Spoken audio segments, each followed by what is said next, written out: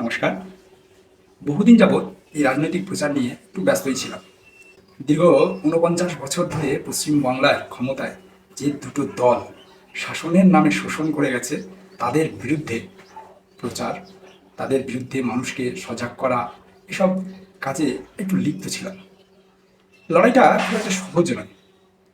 ১৯৯০ সালে যখন half pant পরে সাইকেলে ঝান্ডা বেঁধে ঠেলতে ঠেলতে মিছিলের পিছনে পিছনে গেছি, তখনকার আমাদের রাজ্যের সভাপতি তপন শিকদারের মিটিং অ্যাটেন্ড করেছি বাবার সঙ্গে বা পাড়ার আরও ২-৪ জনের সঙ্গে। যদিও পাড়াতে বা গ্রামে মাত্র ৯ থেকে ১০ ঘর বিরোধী রাজনীতি করতো তখন।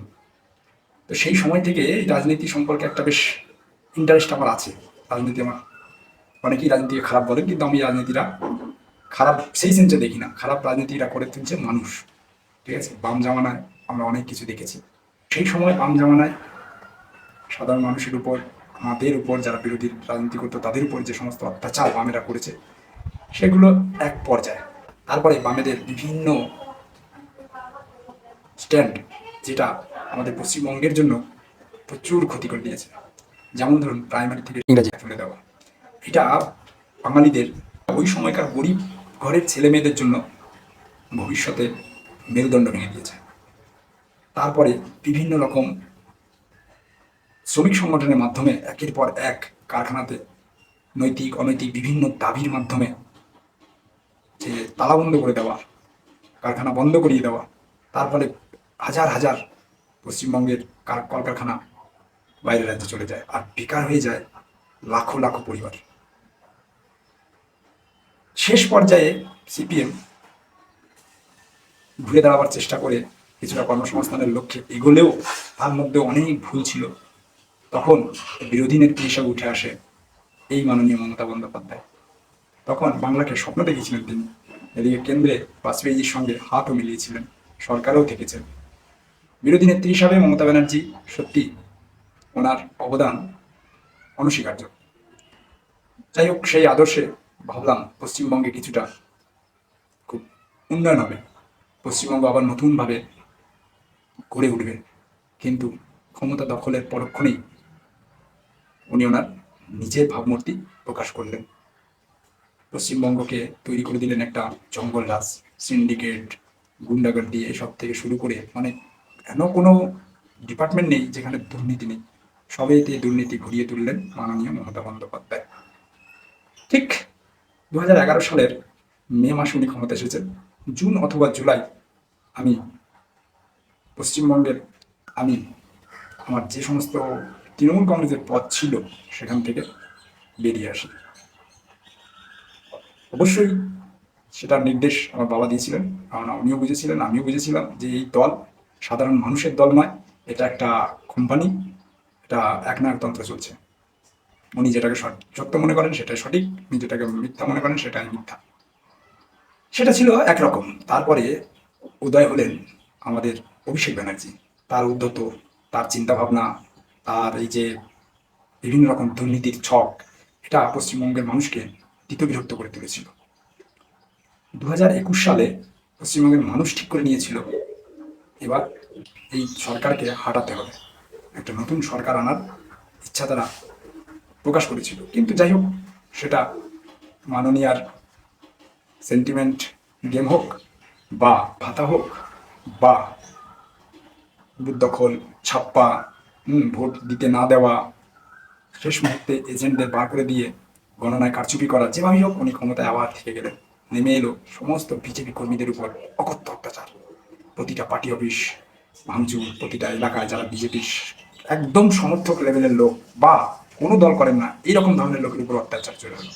আমি আমার এলাকার একটা ঘটনা বলি। একজন অতি সাধারণ একটা মানুষ, তাকে বিনা দোষে এই তৃণমূলীদের কর্মীরা মেরেছিল। জাস্ট একটা বললাম, আমার বহু আছে। ওনার দোষ কিছু ছিল না, ওনার ঘরের সামনে একটা ঝান্ডা লাগানো ছিল, সেই ঝান্ডাটা পড়ে গেছিল। কিভাবে পড়েছে, কারা ফেলেছে সেটা অনেক কিছুই জানেন না, অথচ মারটা খেয়ে গেলেন। যাই হোক, ফের ঘুরে দাঁড়াবার বিষয়। আর আমি যেহেতু কর্মসূত্রে বাইরের রাজ্যে থাকি, তাই আর সেইভাবে গ্রাউন্ডে নেমে রাজনীতি করার সময় হয়নি। তাই এই সোশ্যাল মিডিয়াটাকেই হাতিয়ার তৈরি করলাম।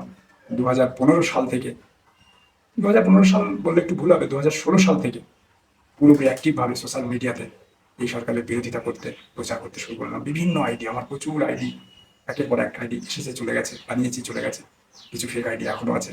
একের পর এক গ্রুপ বানিয়ে রাত জেগে কয়েকজন আমার সঙ্গে, আমার দাদা, আমার বন্ধু আমার সঙ্গে ছিলেন, আমি তার সঙ্গে তাদের সঙ্গে ছিলাম, সেভাবে আমরা বিভিন্ন সোশ্যাল মিডিয়া বিভিন্ন গ্রুপ করে টোরে প্রচার করতে শুরু করি।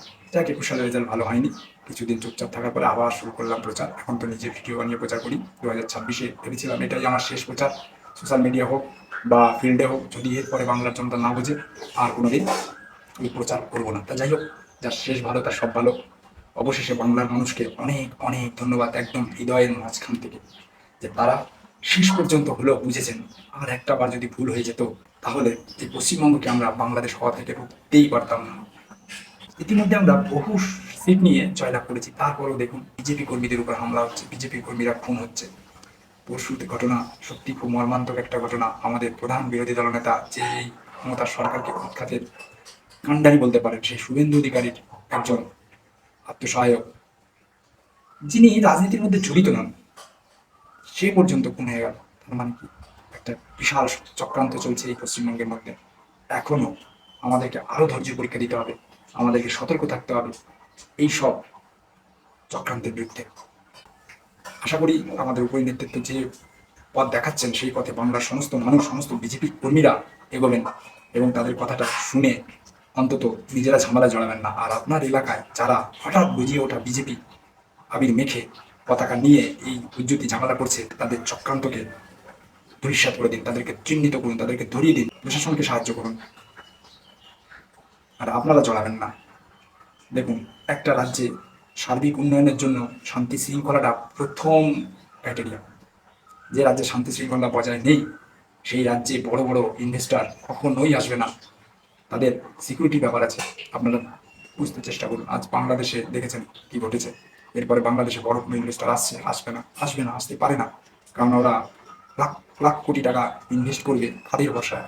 এই জঙ্গল রাজ সিন্ডিকেট রাজ ভাইপোর ভরসায়, যে উঠতে পয়সা, বসতে পয়সা, কথা বলতে পয়সা, বালিতে পয়সা, কয়লাতে পয়সা, সবেতে পয়সা, যার নামে হাজার হাজার দুর্নীতি। সেই রাজ্যে কখনোই ইনভেস্টার আসে না। তাই শান্তি শৃঙ্খলা বজায় রাখুন। আগামীর ভবিষ্যৎকে সুরক্ষিত করতে আপনাদের আরও ধৈর্য পরীক্ষা দিতে হবে। এই প্রথম আমি একটা বড় ভিডিও বানালাম, যদি ভালো লাগে ভিডিওটা শেয়ার করবেন। আর একটা কথা, আমার এই বিজেপির নেতৃত্বের কাছে অনুরোধ, আপনারা যেভাবে প্রতিশ্রুতি দিয়েছেন, আমি একজন সাধারণ বিজেপির হিতাকাঙ্ক্ষী সমর্থক, বড় কর্মী নেতা কিছু নই, সাধারণ, একদম অতি সাধারণ একজন সমর্থক হিসাবে বাংলার সকল জনগণের পক্ষ থেকে আপনাদের কাছে অনুরোধ জানাই, আপনারা যে প্রতিশ্রুতি বাংলার মানুষকে দিয়েছেন, যে স্বপ্ন বাংলার মানুষকে দেখিয়েছেন, সেইগুলো পূরণ করবেন। তার প্রথম শুরু হবে এই যে দুর্নীতিবাজদের দলে না টেনে, আশা করি তার প্রথম পদক্ষেপ শুরু হবে এই যে দুর্নীতিবাজদের দলে না টেনে জেলে ভরা। আর বিশেষ কিছু বলতে চাই না। সকলে ভালো থাকুন, সুস্থ থাকুন, সতর্ক থাকুন, ঈশ্বরের উপর ভরসা রাখুন।